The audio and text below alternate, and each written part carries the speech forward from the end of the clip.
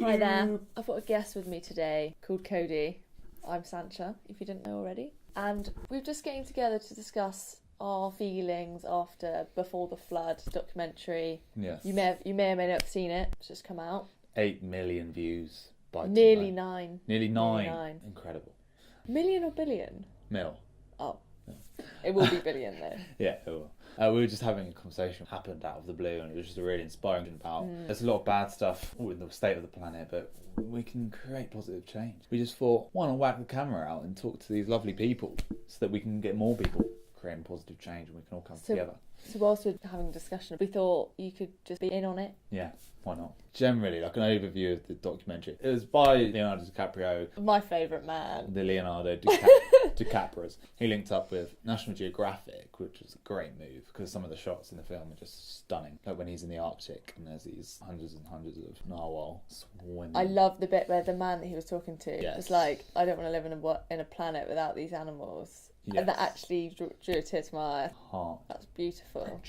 Documentary about climate change and the effects that it's having now and potentially in the future on our planet. The first point was carbon emissions, oil, Fossil fuels. and then it went into the palm oil Yeah. situation, which is huge, deforestation, and then it spoke about our diet, cattle, and then it talked about changing our perspective of the earth, which will Change our psychological experience. gave us greater insight, like what this actually is, just creatures on a planet inside space, just to look at it from a greater perspective. Yeah. So the main things he did focus on were fossil fuels and how the fossil fuel companies have just got an absolute monopoly on energy. It comes down to the mere basis that the way the world is now is all down to money and profit. The main thing that we're trying to do, and everyone's trying to make the world a healthier place, is that we're trying to remove the demand for fossil fuels, right, and head over to renewables. And that's when they mentioned Elon Musk and his company Tesla.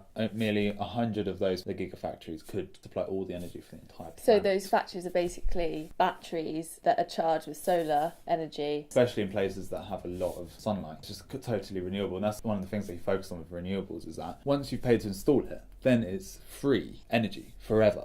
It's just free forever. Whereas fuel, you're just incessantly paying over and over. It's like rent. Do you pay rent for the rest of your life? Loads or of it. do you pay for a mortgage?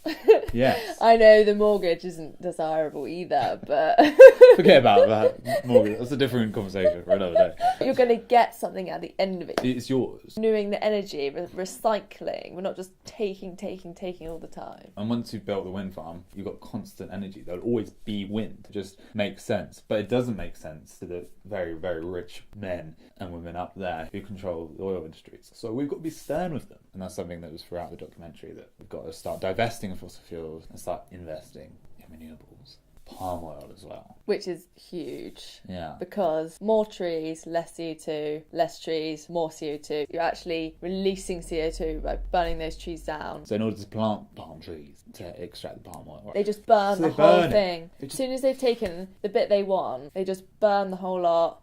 so much greenhouse gas emissions. Crazy. And the other thing is the natural habitats, the orangutans. Do we want what's happening to those orangutans to happen to us? We're taking their habitat away, we're killing them, just so we can take what we want Because from it's their cheap. habitat, because it's cheap. Toothpaste, even like the non-fluoride ones still got palm oil in. Really? They trick you. They put it under different names. So you think, I'm not contributing to deforestation, but actually you still are. Mother blubbers. It's in everything. The thing that was interesting in terms of food was that it's in all the things that are Doritos and sweets, and we should kind of be cutting out But is it anyway. makeup? nutritionally. You might be going for like cruelty-free makeup, but still got palm oil in, so really is it cruelty-free? It just like opens your mind, doesn't Yeah, it? it's just generally looking on the back of the ingredients more and just being more attentive to what we're buying. It was also heavily about, you really have to do your own research. Do I want to contribute to that? And if not, what can I stop buying that's going to create an impact? Yes. He also had a big chunk where he was speaking to world leaders. He did speeches at the United Nations, and he's dibble-dabbling within the world of the big cat, the guys in suits. And he had an interview with Barack Obama, the leader of the United Nations, and all these big guys. And after the Paris Climate Summit, they came to an agreement, which was really good. It was heading in the right direction. They were going to try and stop us from warming above 1.5 degrees, all good. But they said it wasn't good enough. So the conclusion was that we have to be the one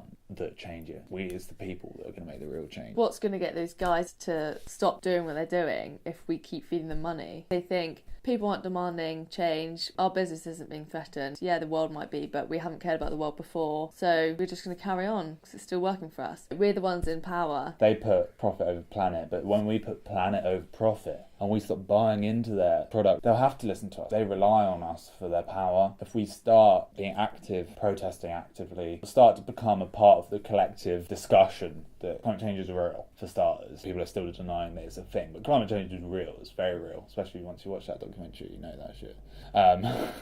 So yeah, it seemed quite negative, destructive parts of what's happening. It was heartbreaking. There is negative stuff happening, but, and it's a big but, is that we can change it collectively. We haven't reached tipping point just yet. It's approaching. If we carry on the way we are, with infinite growth, if we carry on just buying all the wrong stuff, then we will reach that point. We can do things like change our diet, and that's the really important thing. It's one of the easiest things you can control. You actively pick something up and put it in. You can change exactly what you put in your mouth. Beef takes up so much land, and we have to clear so much forest every day. The 70% of the land is to grow feed for cattle, only 1% food for humans. Yeah. Which is crazy. We use all this land and create all these carbon emissions to feed these middlemen, aka the cows, which we then eat, rather than using all this land for us directly. It doesn't make sense. Stop eating beef totally if you want to reduce your carbon footprint. And it said about in the film that you could eat other animals, but you'll have less impact if you ate chicken, for example, because it releases less amount of greenhouse gas in the form of CO2. But that's little difference. We're not condoning eating chicken because the factory farming industry is still incredibly bad for the old chickens. Still a massive miss in comparison to fruit and vegetables. Yeah. You can get all your nutrients from. So the best way to do it, reduce your comfort totally, is to go vegan and to eat a plant-based diet, because it's just the most environmentally friendly for the oceans as well as the land. That's something we can all do easily. There was a study I read earlier which said there's been a 2,000% increase in demand for vegan products like Alpro. Massive demand for it in the last year alone. So it's easy to go vegan in the West. 2016. And the West is the greatest contributor to climate change. We can also be more active. We can protest in terms of divesting from fossil fuels. We can stop buying palm oil, and we can just do our bit. Raise the awareness. We can talk about it more. Once we change our mindset, then the politics changes in accordance. It seems negative to start with, but like this part of it is positive. There's a lot of pressure at this time that we have to change, there's not going to be this planet for our future generations of family. It's quite an intense feeling. There's so much action that needs to be done. But if you think about any other social rights movement, any other forms of oppression that goes on around the world, all that is void if we don't have a planet at all. You know, we need the planet for us to have anything positive or negative, but without the planet, nothing matters. There's nothing. So this is probably one of the most important movements at the moment, and until we turn it around, we need to really buck up our ideas. It'll be a great thing to tell our future generations. We didn't just sit on our bums all day. We were active. We got out there. We changed it because we have to, guys. You feel it in your heart that it's the right thing to do. It's for the love of everyone. Life isn't just in this little bubble of selfishness, our own little problems, and like, what did she say to him or what did him say to her? Our problems don't lie there. Problems are planetary scale. We are a human family. Our families in the future, we need to do this for. We need to do this for everyone's families in the future. Imagine your grandchildren or your grandchildren's grandchildren who can't see certain islands in Indonesia because they've been totally wiped out and flooded. Or even cultures that have just died out. Washed out. Because of us. Because of us. Imagine our grandchildren living in a world of climate refugees, where people from Bangladesh and India and these places that are most heavily affected, fleeing their country because of our destruction, coming here, creating climate wars. You know, do you want to leave your grandchildren in that position? In a world that's in so much conflict. And because chaos. We didn't get off our arse and we just realise. Carried on eating McDonald's. Put that McDonald's in the bin.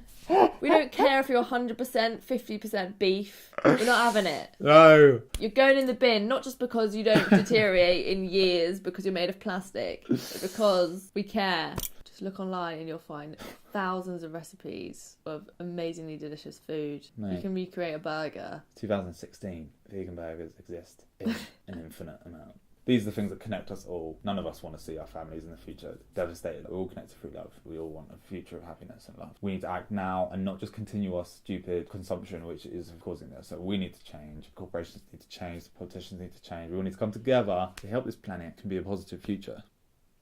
felt really moved by this documentary, and it's just spurred on greater insight. If you haven't watched it, definitely watch it.